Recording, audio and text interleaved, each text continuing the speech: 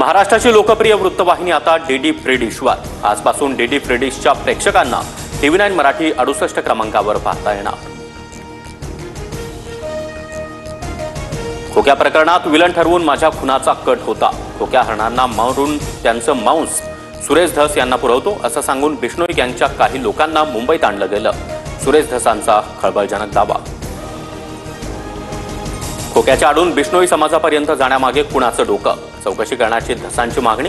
कटाबाबत सर्व माहिती मुख्यमंत्री फडणवीसांना देणार, तर आपल्याला मारण्याचा अजूनही प्लॅन सुरू, धसांचा आरोप। धनंजय मुंडे पंकजा मुंडेंच्या फाईल घेऊन माझ्याकडे आले होते, पण मी पंकजा मुंडेंविरोधात लढण्यास नकार दिला। अंजनी दमानी यांचा गौप्यस्फोट। विरोधात लढणाऱ्या शेतकऱ्यांचा छळ करत राजेंद्र घनवटकडून खोटे गुन्हे। धनंजय मुंडेंकडून फोन आल्यानं 9 शेतकऱ्यांवर गुन्हे दाखल। माहिती देताना शेतकरी महिलेला अश्रू अनावर।